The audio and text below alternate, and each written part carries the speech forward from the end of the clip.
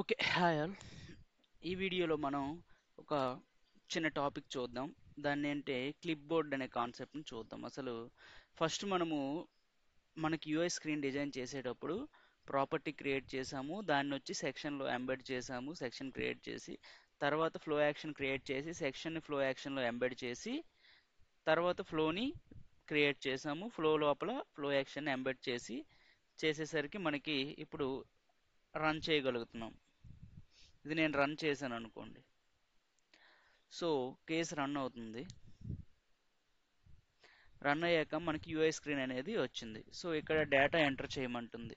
Data వచ్చి నేను enter చేస్తాను.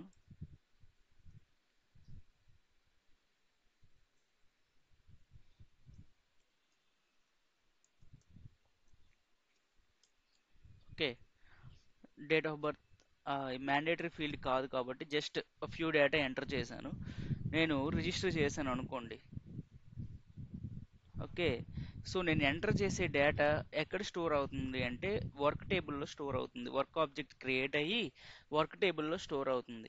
కానీ ఆ డేటా పీజెడ్ పీవీ స్ట్రీమ్ అనే పోర్టల్లో సేవ్ అవుతుంది. నేను ప్రీవియస్ వీడియోలో చూపించాను. పీజెడ్ పీవీ స్ట్రీమ్ అనే కాలంలో బైనరీ లార్జ్ ఆబ్జెక్ట్ ఫ్రామ్లో బైనరీ లార్జ్ ఆబ్జెక్ట్ లో స్టోర్ అవుతుంది కదా.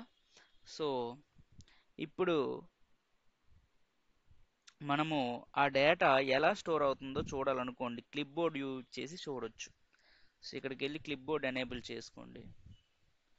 ఎనేబుల్ చేశాక ఇలాంటిది ఒకటి థ్రెడ్ ఓపెన్ అయింది. ఈ థ్రెడ్ దేనికి సంబంధించింది? నా కేసుకి సంబంధించింది. ఓకేనా, ఈ కేసుకి సంబంధించింది. ఆ థ్రెడ్ ఎప్పటి వరకు ఉంటుందంటే ఈ కేసు ఓపెన్ చేస్తేనే ఉంటుంది. కేసు క్లోజ్ చేసేస్తే ఆ థ్రెడ్ క్లోజ్ అయిపోద్ది. సో నేను C4002 చూడండి, నాకు ఓపెన్ అయిన థ్రెడ్ 400కి సంబంధించిన థ్రెడ్డే కదా. ఓకే.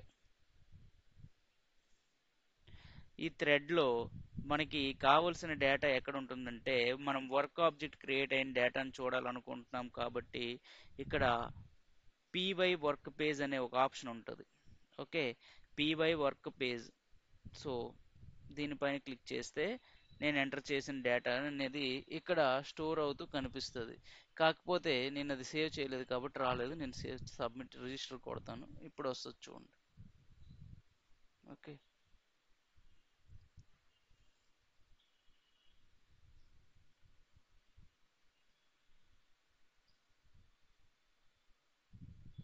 రిఫ్రెష్. చూడండి వచ్చింది కదా. నేను ఇచ్చిన వాల్యూ అనేది ఇక్కడ వస్తుంది అనమాట. ఇక్కడ స్టోర్ అవుతడం జరుగుతుంది. సో మన డేటాతోని కాకుండా ఇక్కడ సమ్ అదర్ డేటా కూడా స్టోర్ అయ్యి కనిపిస్తుంది. సో ఈ డేటా ఎలా స్టోర్ అవుద్ది అంటే మనకి ఇక్కడ ఉండే ఫామ్లో ఉండే ఆర్డర్ రాదు. ఇక్కడ ఫామ్లో ఏ ఆర్డర్ ఉంది? ఫస్ట్ నేమ్ లాస్ట్ నేమ్ అని ఉంది కదా. So let me execute one more case. I will show you.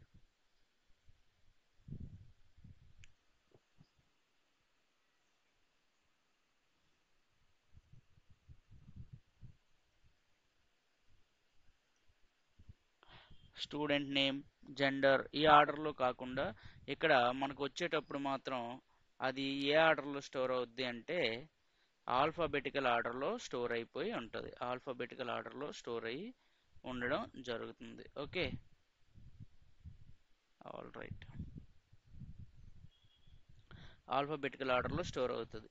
మనం ఇచ్చే ప్రాపర్టీస్ కాకుండా కొన్ని ఓఓటీబీ ప్రాపర్టీస్ కూడా మనకి క్లిప్ బోర్డ్లో చూపించడం అనేది జరుగుతుంది. ఇలా క్లిప్ బోర్డ్ ఓపెన్ చేసి పీవై వర్క్ పేజ్ అనే పేజ్లో మనము ఇక్కడ ఇచ్చే డేటాని మనం చూసుకోవచ్చు. నార్మల్గా అయితే ఇది పీజెడ్ పీవీ స్ట్రీమ్లో డేటాబేస్లో స్టోర్ అవుతుంది. కానీ ఫస్ట్ క్లిప్ బోర్డ్ మీదకి వచ్చి ఆ తర్వాత క్లిప్ బోర్డ్ మీద నుంచి ఆ డేటా అనేది డేటాబేస్లో స్టోర్ అవ్వడం అనేది జరుగుతుంది. కానీ ఇది ఎప్పుడు వరకు చూపిస్తుందంటే మనం ఫ్రంట్ ఎండ్లో ఇది ఓపెన్ చేసి ఉంచినంత వరకు మాత్రమే. ఇది నేను క్లోజ్ చేస్తాను అనుకోండి, రిఫ్రెష్ చేయండి, పోతుంది, మరి కనిపించదు.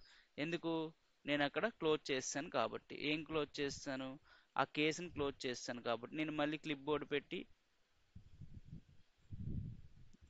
4003 కేసు అనేది ఇప్పుడు ఓపెన్లో ఉంది కదా. నేను మళ్ళీ ఇక్కడికి వెళ్తాను. ఎక్కడికి? పీవై వర్క్ పేజ్ లోపలికి. ఇప్పుడు మళ్ళీ వస్తుంది.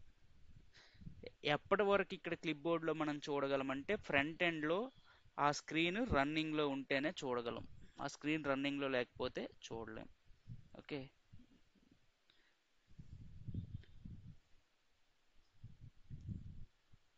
దీనికి వర్క్ పేజ్ ఉంటుందా? వర్క్ పేజ్ ఉండదు. ఎందుకు? నేను ఓపెన్ చేసింది ఫ్లో యాక్షన్ కాబట్టి. ఓకే, మనం కేసు ఎగ్జిక్యూట్ చేశాక మాత్రమే వర్క్ పేజ్ వస్తుంది. Okay, hope you got the concept. నేను చిన్న నోట్స్ దీనికి ఉంటుంది. So clip board,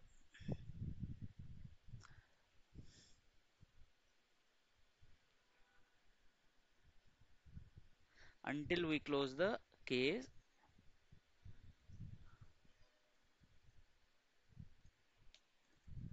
in front end we can find the work object details on py work page in alphabetical order including OOTP's properties. It's a temporary page. Okay, that's it. ఇది నేను కామెంట్లో పెడతానులేండి. By by.